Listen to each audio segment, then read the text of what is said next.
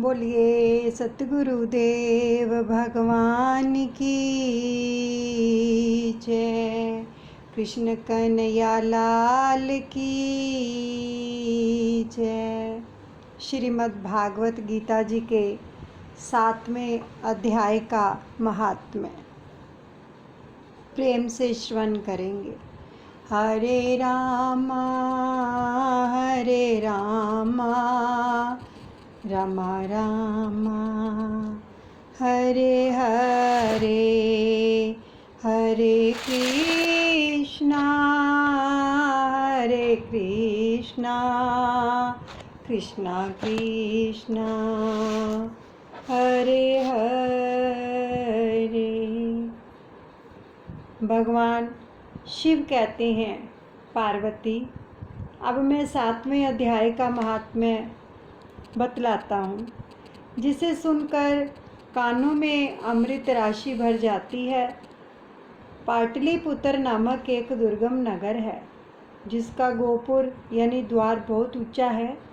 उस नगर में शंकुकरण नामक एक ब्राह्मण रहता था। उसने वैश्यावृत्ति का आश्रय लेकर बहुत धन कमाया, किंतु ना तो कभी पितरों का तर्पण किया, ना देवताओं का पूजन ही किया। तो वह धनोपार्जन में तत्पर होकर राजाओं को ही भोज दिया करता था। एक समय की बात है कि उस ब्राह्मण ने अपना चौथा विवाह करने के लिए पुत्रों और बंधुओं के साथ यात्रा की। मार्ग में आधी रात के समय जब वह सो रहा था, एक सर्प ने कहीं से आकर उसकी बाह में काट लिया। तो उसके काटते ही ऐसी अवस्था हो गई कि मणि मंत्र और औषधि आदि से भी उसके शरीर की रक्षा असाध्य जान पड़ी। तत्पश्चात कुछ ही क्षणों में उसके प्राण पखेरु उड़ गए। फिर बहुत समय के बाद वह प्रेत सर्प योनि में उत्पन्न हुआ। उसका चित्त धन की वासनाओं में बंधा था, तो उसने पूरा वृत्तांत को स्मरण करके सोचा, मैंने जो घर के बाहर करोड़ों की संख्या में अपना धन गाड़ रखा है, उससे इन पुत्रों की वंचित करके इन पुत्रों को स्वयं ही उसकी रक्षा करूँगा। तो एक दिन सांप की योनि से पीड़ित होकर पिता ने स्वप्न में अपने पुत्र के समक्ष आकर अपना मनोभाव बताया। तब उसने निरकुंज पुत्रों ने सवेरे उठकर बड़े विस्मय के साथ एक दूसरे से स्वप्न की बातें कही। उनमें से मंझला पुत्र जो कुदाल हाथ में लेकर घर से निकला और जहाँ उसके पिता सर्प योनि धारण करके रहते थे, उस स्थान पर गया।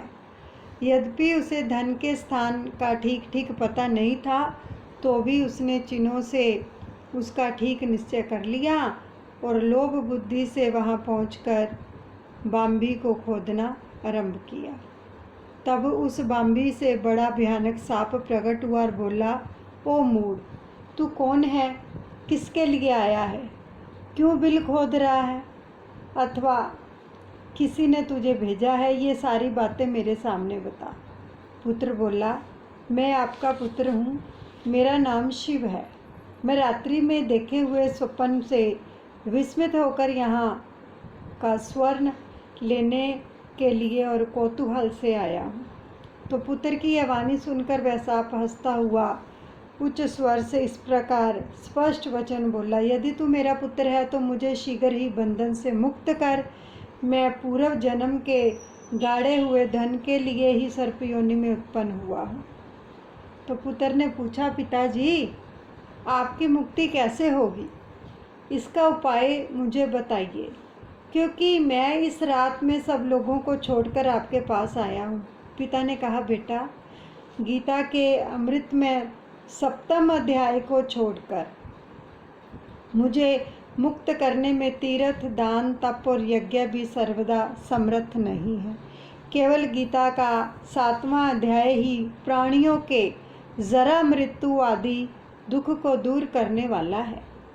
पुत्र, मेरे श्राद्ध के दिन 7वें अध्याय का पाठ करने वाले ब्राह्मण को श्रद्धापूर्वक भोजन कराओ, इससे निस्संदेह मेरी मुक्ति हो जाएगी। वत्स, अपनी शक्ति के अनुसार पूर्ण श्रद्धा के साथ वेद विद्या में प्रवीण अन्य ब्राह्मणों को भी भोजन कराना। सर्प योनि में पड़े हुए पिता के ये वचन सुनकर सभी पुत्रों ने उसकी आज्ञा के अनुसार तथा उससे भी अधिक किया। तब शंकुकरण ने अपने सर्प शरीर को त्याग कर दिव्य देह धारण किया और सारा धन पुत्रों के अधीन कर दिया। पिता ने करोड़ों की संख्या में जो धन बांट कर दिया था, उससे वे सदाचारी पुत्र बहुत प्रसन्न हुए।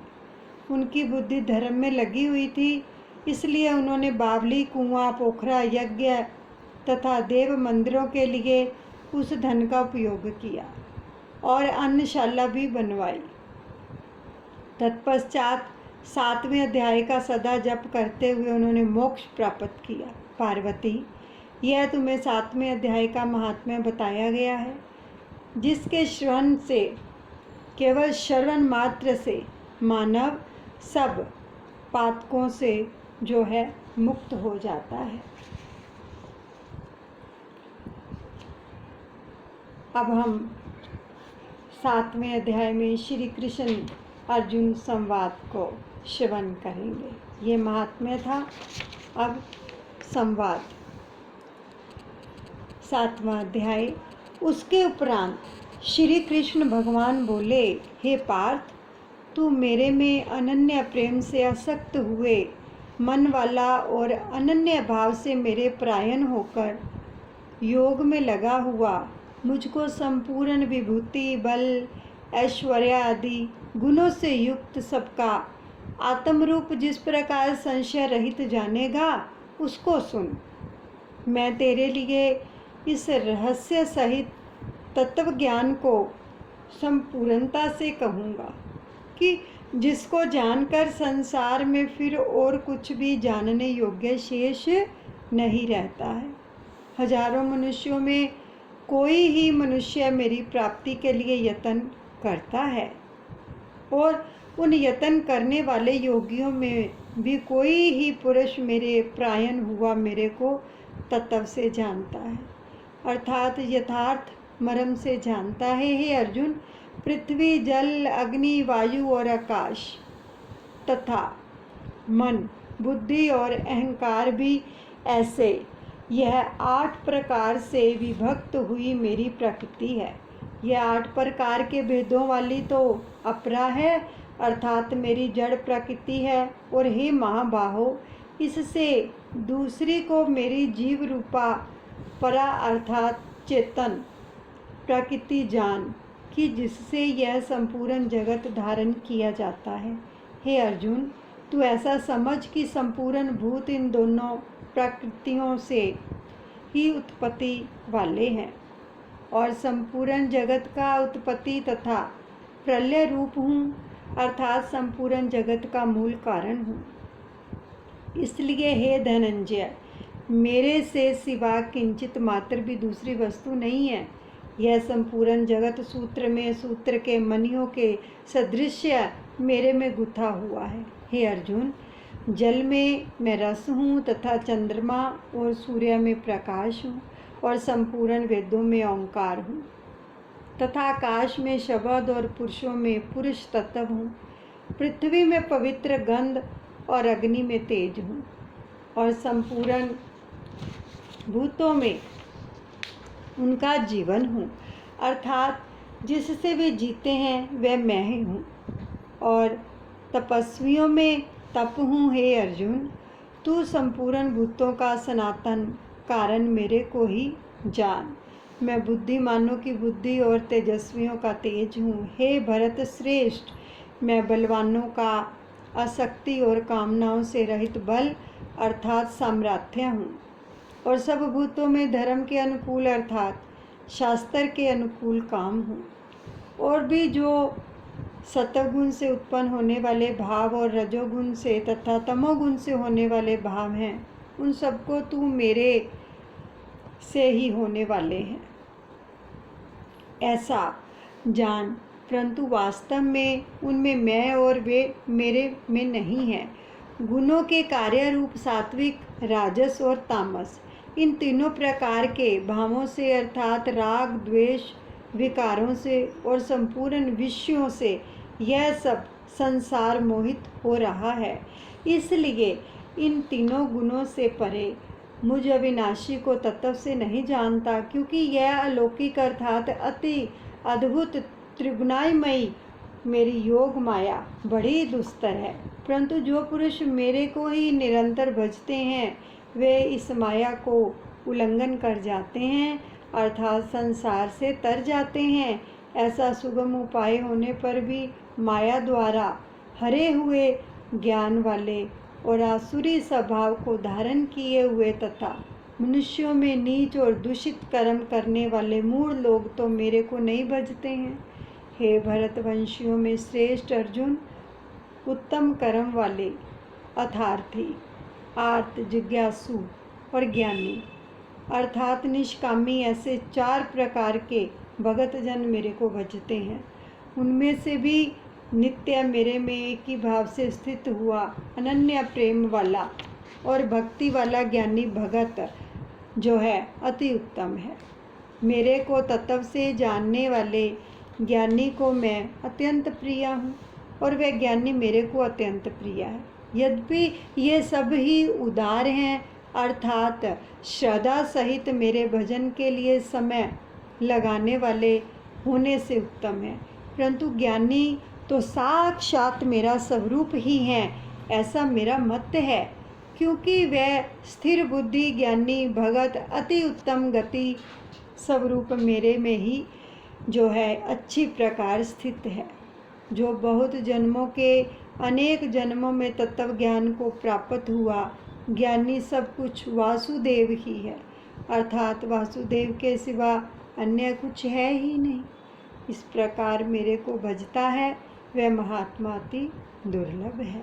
हे अर्जुन, जो विषयासक्त पुरुष है वे तो अपने स्वभाव से ही प्रेरे हुए तथा उन भोगों की कामनाओं द्वारा ज्ञान से भ्रष्ट हुए उस नियम को धारण करके अर्थात जिस देवता की पूजा के लिए जो नियम लोक में प्रसिद्ध हैं उस नियम को धारण करके अन्य देवताओं को भजते हैं अर्थात पूजते हैं।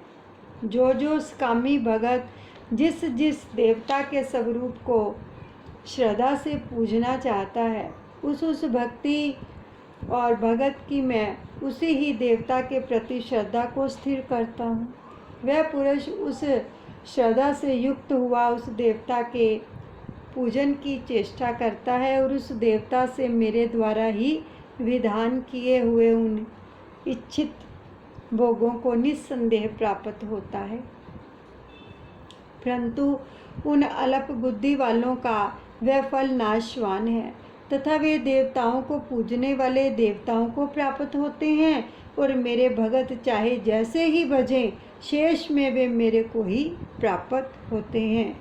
ऐसे होने पर भी सब मनुष्य मेरा भजन नहीं करते हैं। इसका कारण ये है कि बुद्धिहीन पुरुष मेरे अनुत्तम अर्थात जिससे उत्तम और कुछ भी नहीं है ऐसे अविनाशी परम भाव को अर्थात अजन्मा अविनाशी हुआ भी अपनी माया से प्रकट होता हूँ।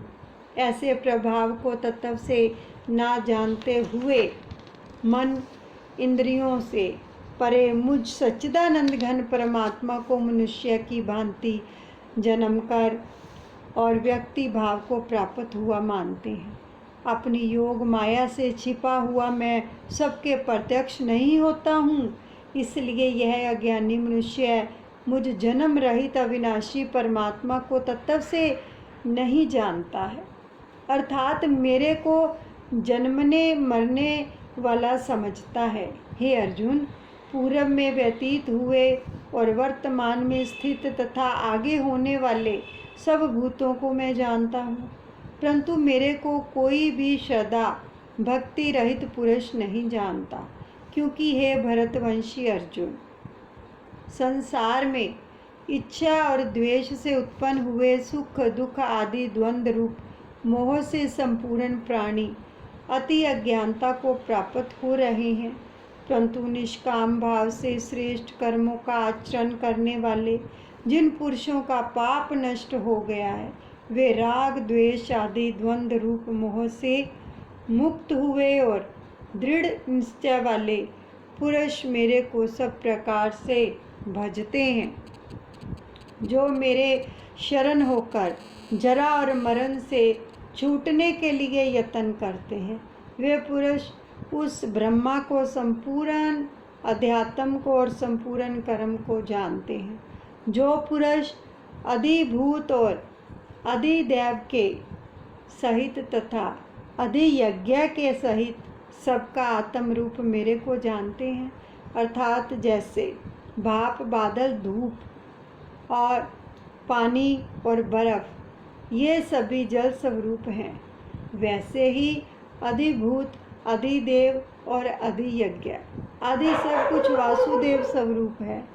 ऐसे जो जानते हैं वे युक्ति चित्त वाले पुरुष अंत काल में भी मुझको ही जानते हैं, अर्थात प्राप्त होते हैं। इति श्रीमद्भागवत गीता रूपी उपनिषद एवं ब्रह्मा विद्या तथा योग शास्त्र विषय श्री कृष्ण और अर्जुन के संवाद में ज्ञान विज्ञान योग नामक 7वां अध्याय संपूर्ण हुआ। बोलिए श्री कृष्ण भगवान की जय। हरे रामा